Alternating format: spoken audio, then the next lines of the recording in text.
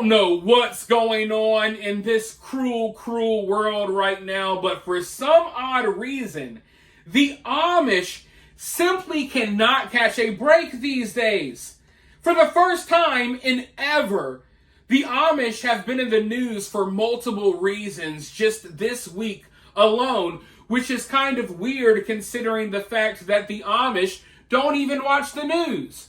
But for those of you all who may be unaware, criminals are now starting to target the Amish community.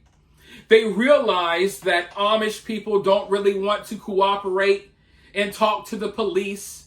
They realize that Amish people don't want to talk to media. They don't want to do interviews about what happened to them.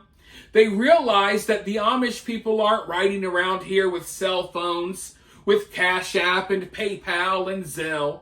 Most of them aren't riding around with credit cards. No, if they have money, they got cash. So criminals are now viewing the Amish as easy targets, and they're preying on them. I know it sounds kind of weird, but it's something that's actually happening. I mean, just up there in Pennsylvania, we now have armed robbers who are robbing Amish buggies Wild Wild West style. I believe that law enforcement caught one guy doing this, but there's more. But now the Amish are making the news for a totally different reason, a very tragic reason.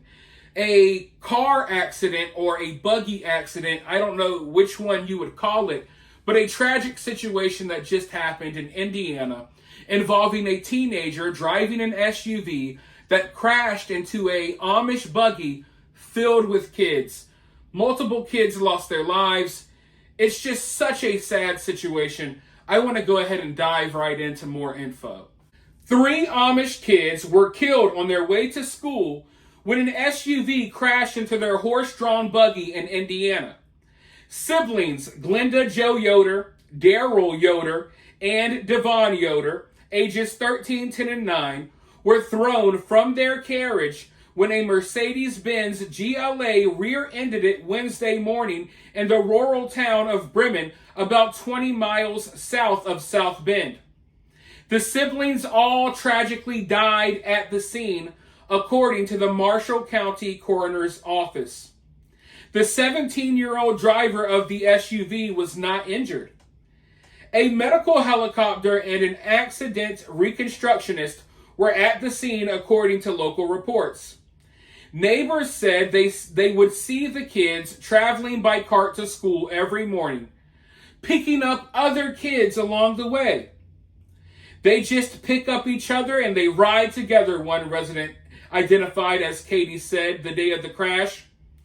I saw 3 of them sitting at the intersection of 5th and Fur this morning, waiting for their friends that were in the accident. The woman said she sees a lot of car and buggy accidents, and that there needs to be more awareness by drivers about the buggies on the road. The horses sometimes get spooked and almost jump in your lane, she said. Per tradition, Amish people drive buggies instead of cars. In Indiana, there is no age limit to operating the traditional form of transportation. The state is home to more than 63,000 Amish people, and their community has been growing faster than the general population, leading to even more buggies on the road and more accidents. Compared to motor vehicle incidents, these collisions result in a disproportionate number of fatalities, a Purdue University study showed in 2021. And nearly 67% of the buggy and car collisions reported that year, those that died were under the age of 21. Okay, I have a lot of thoughts about this. Obviously, this is a very sad and tragic situation, but at the same time, I'm kind of mind blown by some of the facts that were shared just now. Now, before I get into my opinions, because I have a lot, people often ask, how can they support the channel? The answer to that question is very simple. You can support the channel for free by liking this video, sharing the video on social media, and dropping a comment and becoming part of the conversation below. But if you want to take your support one step further, you could always drop a super thanks or send a Cash App. it's always greatly appreciated. Now, my mind is freaking blown right now because I was unaware that buggy and car crashes, I was unaware that it was this big of a problem. I mean, I know it's a thing that happens, but I wasn't aware that it was happening at such an alarming rate. But what's blowing my mind the most right now is that the Amish population in Pennsylvania is growing quicker than the general population. So before you know it, the Amish will outnumber the general population in Pennsylvania. And it's crazy because I'm thinking of a world where one day, 40, 50 years from now, you go to Pennsylvania and it's like a time capsule from the past. It's like we're all living futuristic in New York City with all of this crime and all of this crazy stuff. The Ninja Turtles are probably real because of all of the chemicals we're dumping into the river. But you go to Pennsylvania and it's like the freaking 1700s. It's the 1800s still, right? So that kind of blew my mind. Now, as far as all of these crashes go into these Amish buggies, I live in the South, and we have horses in the South. It's not foreign to see horses in the South. Sometimes you'll drive through neighborhoods where you would never expect to even see a horse, and randomly someone will just have a whole freaking fleet of horses. It happens, right? Also, there's small towns and cities all over the South where it's extremely common for horse-drawn carriages and horse buggies to be riding around town, carrying tourists, sightseeing, you name it. So I'm used to driving and navigating around horse carriages. Not the same type of horse carriages that you see with the Amish buggies and stuff like that, but I'm used to navigating around horses. And, I've lived in a lot of these small towns where there's a lot of horse buggies and stuff, riding around downtown and stuff, carrying people sightseeing. And I've never heard of many issues, at least not with people crashing into the horses or the horse buggies. Has it happened? Yeah, but not at the rate that I'm seeing it happen to Amish people up in Pennsylvania and stuff like that.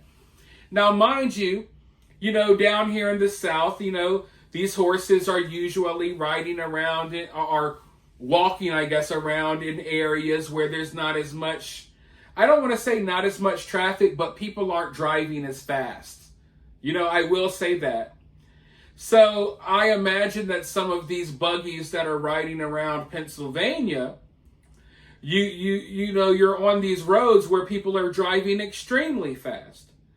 But I'm just used to having, I don't know if it's Southern hospitality, what it is, but I'm used to having a certain etiquette. Okay, there's a horse buggy, let me slow down, right? I'm aware that this buggy is being carried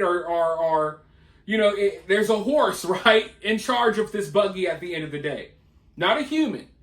Yes, you may have a human that they think is in charge of the horse, but at the end of the day, when you're driving past the horse, regardless of who's driving the buggy, you have to realize that you're not dealing with a human driver. You're dealing with an animal at the end of the day that could react awkwardly to cars driving past it.